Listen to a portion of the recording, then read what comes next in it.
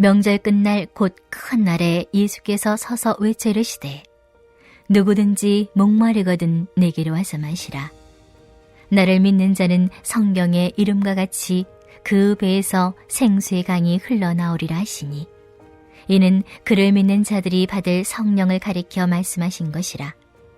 예수께서 아직 영광을 받지 않으셨으므로 성령이 아직 그들에게 계시지 아니하시더라.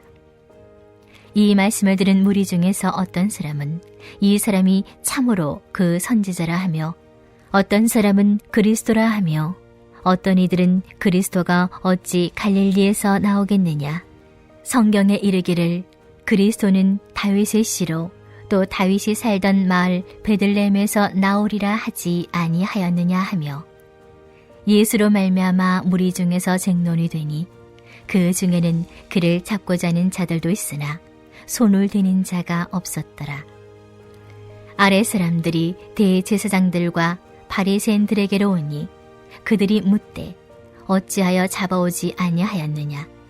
아래 사람들이 대답하되 그 사람이 말하는 것처럼 말한 사람은 이때까지 없었나이다 하니 바리새인들이 대답하되 너희도 미혹되었느냐.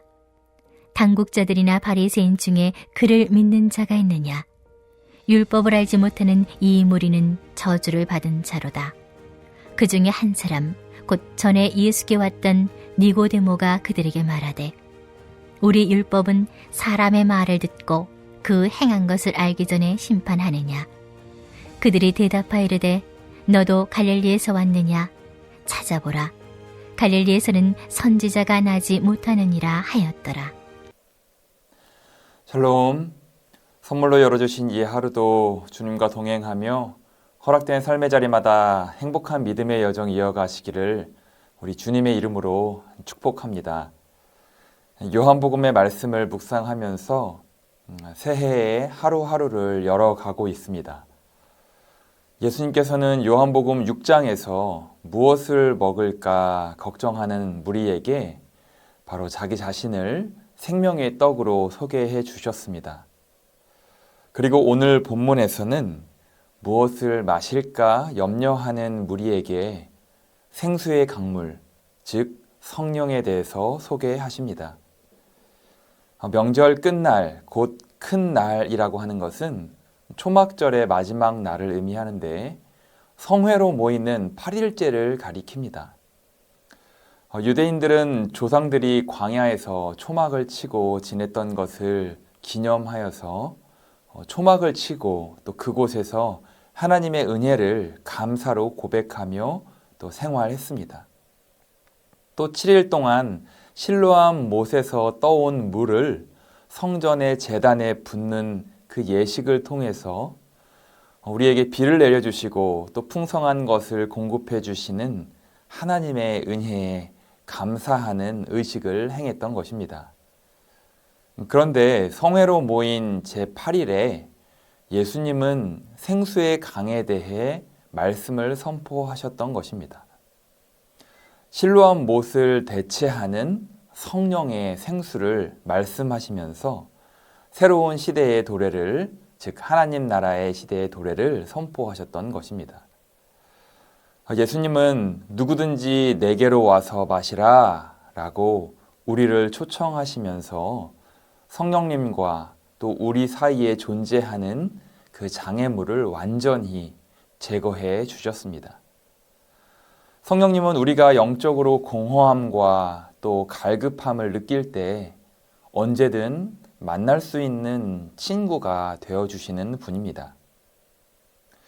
아우구스티누스는 인간의 내면에 하나님으로만 채울 수 있는 빈 공간이 있다고 말했습니다. 인간은 아무리 발버둥 쳐봐도 그 빈 공간을 스스로, 그 공허한 공간을 스스로 채울 수는 없기에 그 영혼의 갈증을 느끼며 살아갈 수밖에 없습니다. 그 옛날 솔로몬 왕이 그랬듯 세상에서 성공을 거둔 사람들이 인생의 공허함을 느끼는 이유도 바로 여기에 있습니다. 그렇다면 여러분, 우리는 어떻게 이 영혼의 갈증을, 인생의 공허함을 해결할 수 있을까요? 예수님께서 누구든지 목마르거든 내게로 와서 마시라 라는 이 초청은 육체의 목마름과 다른 차원의 영적 목마름에 대한 초청입니다. 이 영적 목마름은 하나님과 관계가 단절되어서 은혜가 결핍된 상태를 말합니다. 인간은 하나님과 영적 관계가 단절되면 본능적으로 결핍을 느끼고 영혼의 갈증을 느낄 수밖에 없습니다. 이 영적 갈증을 해소하실 수 있는 분은 오직 예수님 뿐입니다. 예수님을 그리스도로 믿는 사람은 그 배에서 생수의 강이 흘러나온다고 말씀하셨습니다. 이 생수의 강은 예수님을 믿는 사람이 받는 성령을 가리킵니다. 성령 하나님은 믿는 자에게 그저 단순히 일시적으로나 어떤 특정 사역을 수행하기 위해서만 임하시는 그런 분이 아니라 우리 안에 계속 내주하시는 분입니다. 따라서 성도는 성령께서 내주하심을 확신하면서 일마다 그리고 때마다 감동 주시고 말씀을 깨닫게 하시고 그 말씀에 의지하여 살아갈 용기를 주시는 성령의 인도하심에 순종하는 삶을 살아내야만 하는 것입니다. 김진우 목사님은 종의 복음이라는 책에서 이렇게 고백합니다. 신학대학원 1학년 시절 갓 교육전도사가 되어서 수련회를 준비하고 있는데 급한 전화가 왔답니다. 집에 불이 났다는 것입니다. 헐레벌떡 가보니 동네 입구부터 물이 철철 흘렀습니다. 소방차가 쏟아놓은 물이었고 또 집에 가보니 집 앞에 어머니가 털썩 주저앉아 계셨습니다. 2층 집이 모두 다 전소되었던 것입니다. 다행히 화재는 진압되었지만 앙상한 뼈대만 남았습니다. 추운 겨울에 갈 곳이 없으니 허락을 받고 교회 기도실에서 어머니를 모시고 살았답니다.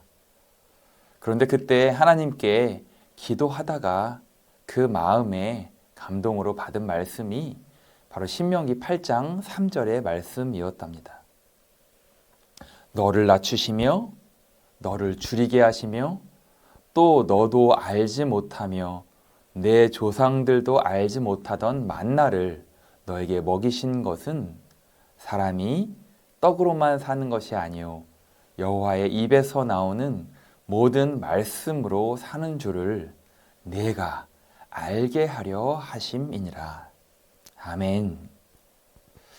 여러분, 얼마나 낙심되는 상황이었을까요?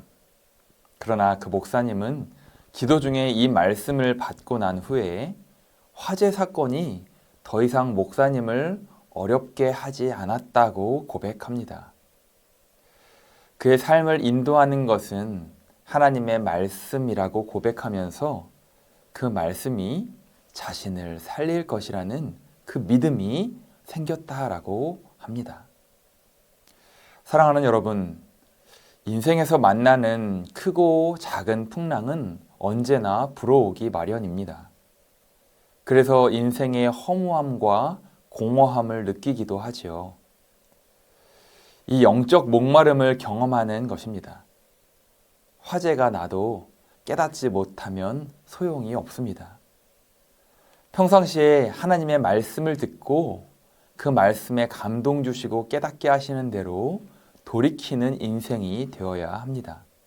그 일을 도우시는 분이 바로 우리 안에 함께 하시는 성령이십니다. 배에서 생수의 강이 흘러나오리라는 말씀은 우리 안에 내주하시는 성령께서 일마다 그리고 때마다 감동과 또 위로와 깨달음과 능력으로 우리를 도우실 것이라는 약속의 말씀입니다.